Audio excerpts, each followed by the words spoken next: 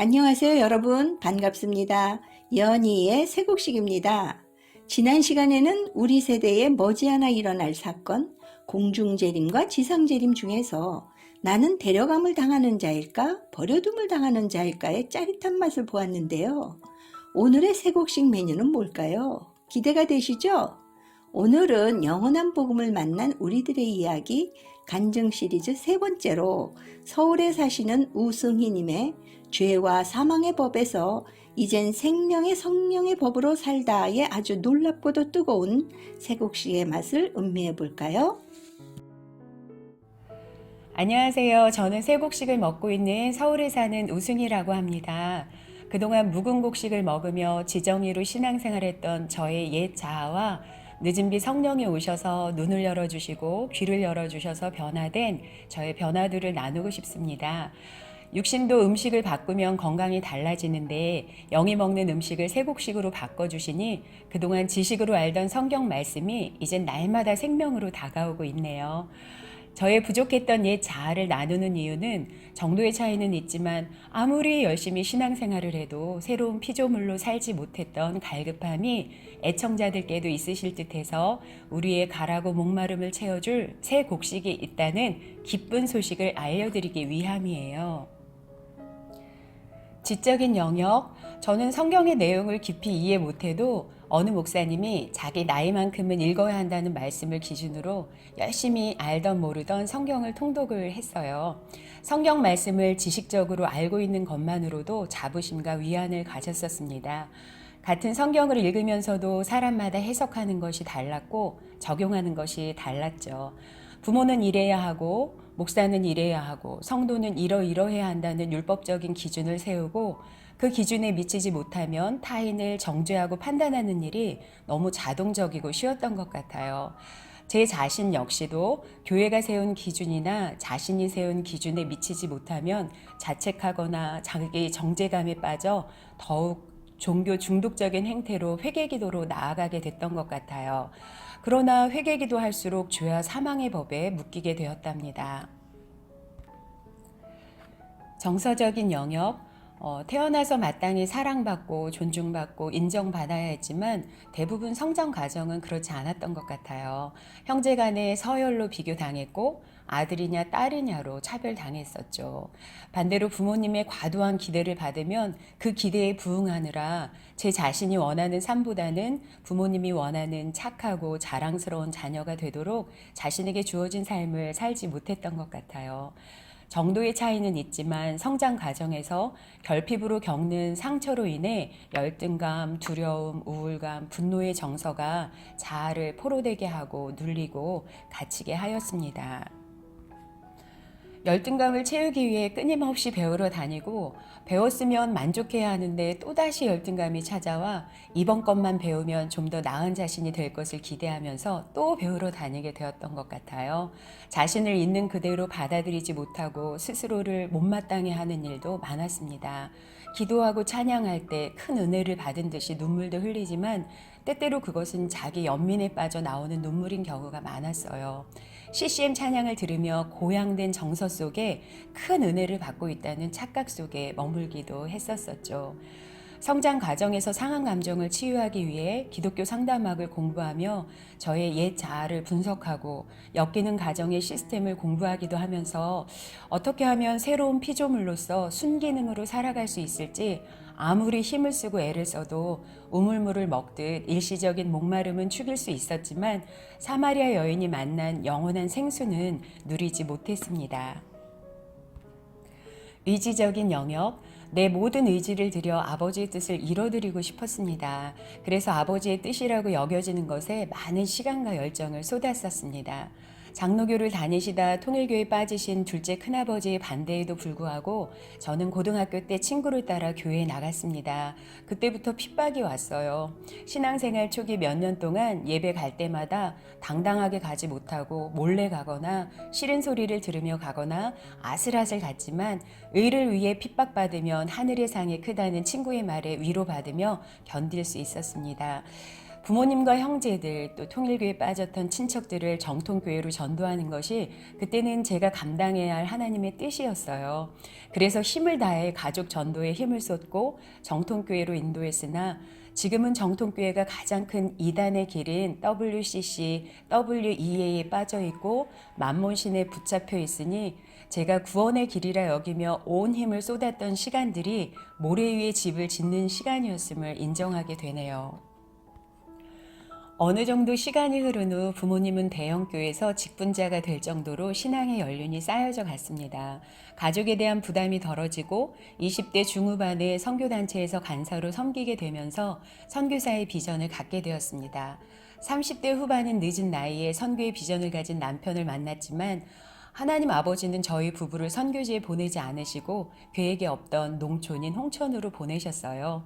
홍천에 보내셨으니 여기가 선교지라 여기며 시골에서 자라나는 아이들을 세속에 물들지 않는 성품 좋은 다음 세대로 키워내는 것이 하나님의 뜻이라고 여겨졌어요. 그러나 몇 년 동안 열정을 가지고 진행한 성품 교육에 딜레마가 찾아왔습니다. 타인에게 경청하고 배려하라고 강요당하는 성품 교육은 아이들에겐 점점 즐겁지가 않았어요. 암송해라, 기도해라, 성경 읽어라처럼 경청해라, 배려해라, 감사해라 등 해야 할 것이 많아지며 성품 교육은 아이들에게도 저에게도 짐이 되는 것 같았습니다. 성령님이 오셔야만 성령의 열매로 맺어지는 성품을 인위적으로 가르치는 일은 너무 많이 소진되는 일이었습니다. 주중에는 시골 초등학교 돌봄교사로 일을 하게 되었어요.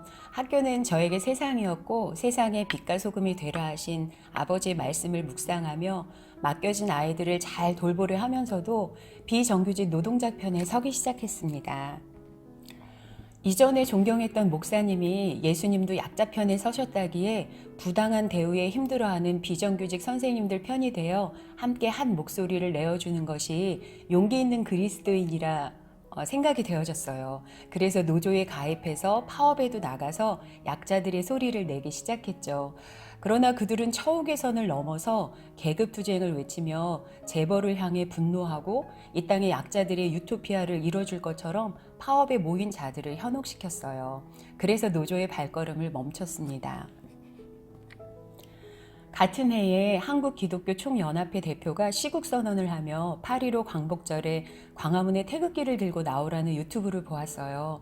선교훈련을 받으며 청교도로 세워진 미국에 대한 선망이 있었고 청년 때에 한국에 와서 자신의 젊음의 때를 불살은 선교사들이 어떻게 복음화시킨 나라인데 이대로 대한민국의 공산화가 되어 교회가 무너지면 안 될 듯 하여 자유민주주의를 훼손하는 정부를 향해 저항하며 외쳤습니다. 그때는 가장 중요한 것이 마지막 선교 사명을 감당할 대한민국을 지키는 일이었던 것 같아요. 그렇게 외치면 정부가 국민들이 원하는 대로 돌이킬 줄 알았는데 저의 커다란 착각이었어요. 예언서를 읽다가 바벨론을 통해 솔로몬 성전과 이방 산당을 회파하는 것이 아버지라는 것을 읽으면서 지금 나라를 흔들고 계신 분이 정부가 아닌 하나님 아버지라는 사실을 알게 되었어요. 하나님을 부인하는 공산주의만큼이나 미국이 타락했고 그토록 자녀에게 계승하려 했던 한국 교회가 만몬에 빠져 있음을 알게 하셨습니다. 광화문 집회에서도 결국 대한민국에 세계 기독청을 짓겠다고 후원금을 모금하기 시작했어요. 유럽이 성당과 교회 건축물의 관광 수입으로 유지되듯 대한민국을 그렇게 만들겠다는 것이었어요. 결국 이 세상에서 보이는 건물을 짓겠다고 하는 이것도 아니구나를 알았습니다. 모든 것에 실망했지만 한편으로는 감사했어요. 거짓의 실체들을 보여주셔서 잠자는 자리에서 깨어나게 되었습니다.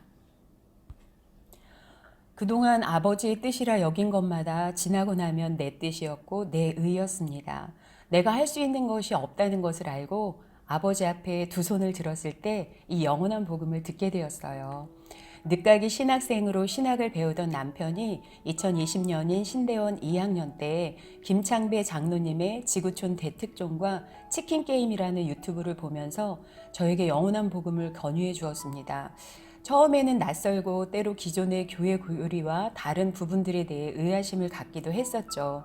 그런데 창세기부터 계시록까지 한 맥으로 풀어주는 이 말씀은 사람이 풀 수 없다는 남편의 말을 신뢰하며 귀 기울여 듣기 시작했어요.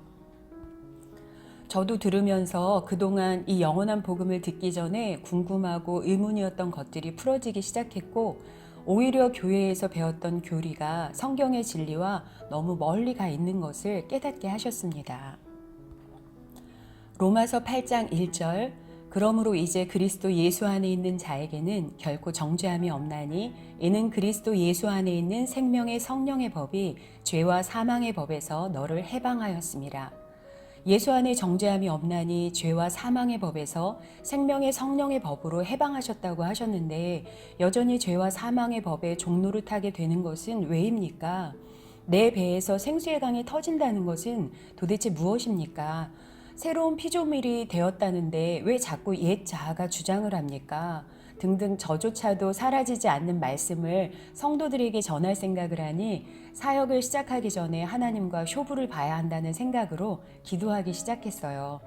그럴 때마다 주시는 마음은 약속하신 성령을 기다리고 예루살렘을 떠나지 말라고 하시며 오직 성령이 너희에게 임하시면 권능을 받고 증인이 될 것이라는 감동을 주셔서 남편이 늦은 나이에 신학을 시작했지만 무슨 사역을 해야 할지, 어느 곳으로 이동해야 할지, 어떻게 살아야 할지 주변의 반응처럼 그렇게 조바심 내고 있지는 않았습니다. 최근에 확신이 드는 일이지만 성령님은 이 영원한 복음을 받을 수 있는 그릇을 만드시느라 저희 부부의 마음을 기경하고 계셨음을 알게 되었어요. 자신들이 스스로 만들어낸 헛된 예배, 헛된 교리가 아닌 진리의 영이신 성령님이 오셔서 친히 조명해 주시고 깨닫게 하시는 참 진리를 따르게 하시려 그동안의 발걸음들을 멈추게 하셨네요. 그동안 의문을 갖던 물음들에 대한 답도 찾았습니다. 이제 더 이상 성경 말씀은 의문의 문서가 아니라 살아있는 생명, 영원한 생수, 물된 동산이 되었습니다. 이제야 먼저 그의 나라와 그의 의가 무엇인지를 알게 되었습니다. 새 하늘과 새 땅인 그의 나라와 부활의 첫 열마 되신 예수님처럼 우리 역시 육이 죽고 영이 살아난 부활 생명이 되어 아버지께 돌아가 생명나무 완성을 이루는 것이 그의 의임을 알게 하셨습니다. 이제 감추어졌던 하늘의 비밀을 다 여시고 늦은 비 성령께서 진리의 영으로 오셔서 말씀을 알게 하시니 슬기로운 다섯 처녀처럼 등에 기름을 채우고 싶습니다. 그래서 이 시대를 분별하여 어두워지는 세상에 진리의 등대를 비추며 낮의 아들, 빛의 아들의 사명을 기쁨으로 감당하겠습니다. 창세전에 좋은 씨로 예정하시고 은혜로 택하여 불러주셔서 뜻이 하늘에서 이루어진 것처럼 땅에서도 이루어지는 마지막 사명에 불러주신 아버지를 찬양합니다. 마라나타, 아멘, 주 예수여 어서 오시옵소서. 열방에 계신 사랑하는 애청자 여러분, 오늘 세 곡식 메뉴 우승희님의 죄와 사망의 법에서 이젠 생명의 성령의 법으로 살다의 아주 뜨거운 세 곡식의 맛을 보았는데요. 어떠셨는지요? 역시 별난 음식점에서만 맛볼 수 있는 맛이에요. 그럼 다음 시간에도 신선하고 톡 쏘는 세 곡식의 메뉴 여러분의 간증을 기대해요. 설명란을 꼭 보시고 많이 보내주실 거죠? 아직 구독 버튼을 누르지 않으신 분 계시네요. 지금 꾹 눌러주시고요. 좋아요도 눌러주세요. 그리고 주변 분들에게도 공유해 주실 거죠? 여러분의 사랑으로 영원한 복음이 날로 전파될 것을 기대하면서 지금까지 연희의 새곡식이었습니다. 여러분 안녕히 계세요.